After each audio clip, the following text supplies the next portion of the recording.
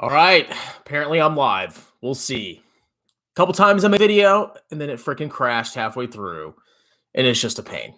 So hopefully this works.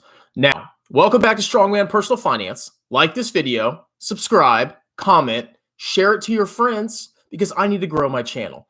Now, on this channel, I'm doing Ask Me Anythings, where you send me a message to my email, which is christopher.a.bell18@gmail.com. It'll be in the description. You send me an email with a question, and I'll make a personalized video for you with anything related to personal finance or politics. I prefer personal finance because I hate politics. I think it's a bunch of BS, but I'll answer your political questions. And I'm kind of a right winger, okay? So if you're a communist, you're probably not going to like the answer I give you. Anyway, send me an email. I'll keep you anonymous, and then we'll go from there. And hopefully you like my answers. All right, so I got an email from somebody who will call Mr. D. I want to keep him anonymous. He didn't say if he wanted to be anonymous or not, but it's always better safe than sorry. His question: Hey, strong man. That's me, because I'm yoked. Question: So my wife and I bought our house about 3 years ago, and we have already refinanced once. I'm guessing down to 399. But we're getting a lot of ads from VA lenders, me too, and our current lender to refinance again to 2.89. That's my rate. Funny. My concern is that we're starting the clock over for the third time on this loan, but it would lower our payments a pretty good bit. Should we refinance? Well, Mr. D, just looking at that rate difference alone, if you could actually get a 2.89 interest rate, that's more than a percentage point drop.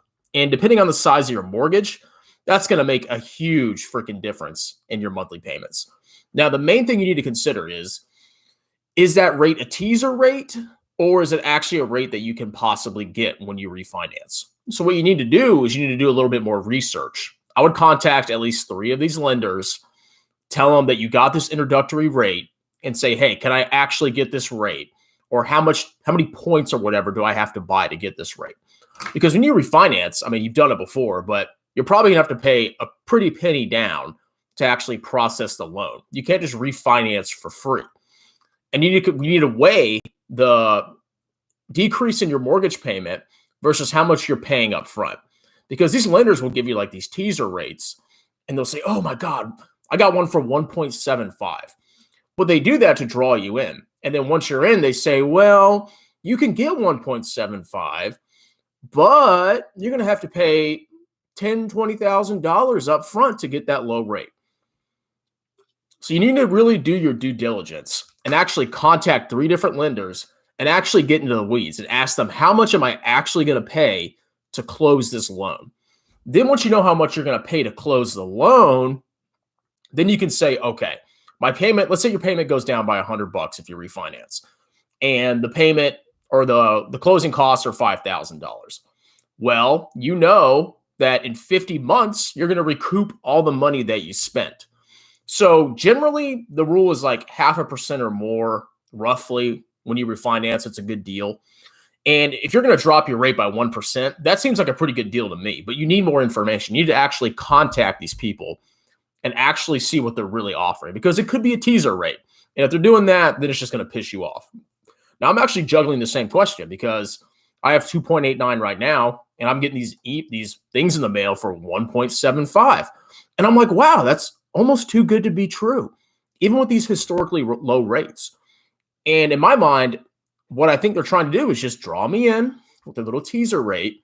And they'll say, oh, well, you can get that rate, but only if you pay me all this money. And that would freaking piss me off. So that's my recommendation. Most likely it will be a good deal, but you need to contact these people, get all the details, get a good estimate of the closing costs, get 3 different quotes, and then see if it's actually worth it. Because let's say you have $10,000 in savings, right, in your emergency savings account. The last thing you want to do is take out all your savings that you need for emergencies just to put that down for closing costs. Because if you do that, all your freaking savings are gone. Then you have an emergency, and oh my God, look what happens. Now you're screwed. Now you have to go into debt. So overall, yes, I think you should definitely pursue that if those rates are legit. Get the information, get a quote, get a quote on the closing costs, and then find out how much your payment's going to actually drop. But yeah, going down below 3 is a pretty good rate. And the rates now are historically low because we have easy money, the economy's sluggish, so the Federal Reserve is manipulating the interest rates in the economy, blah, blah, blah, blah, blah. So we're actually at a historically low rates probably in our lifetimes. I mean, rates I think will eventually go up. I don't know when, but I would definitely say yes, look into it. But ultimately, it's your decision. You need to weigh the costs versus the benefits.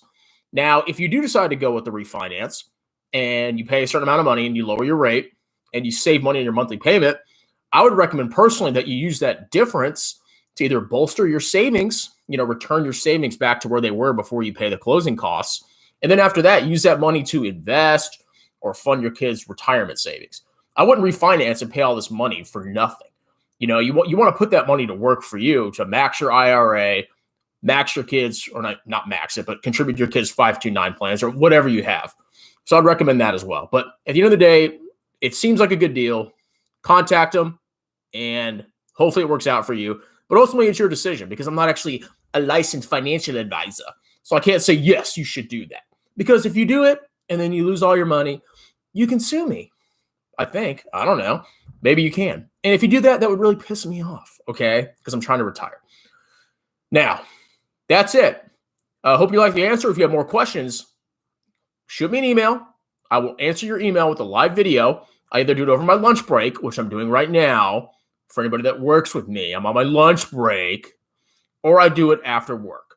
And you get a personalized video. And all I ask is that you like the video, comment if you need to, subscribe to my channel, and share the video to your friends so I can grow my channel. You guys have a delicious, and gals, have a delicious, wonderful day.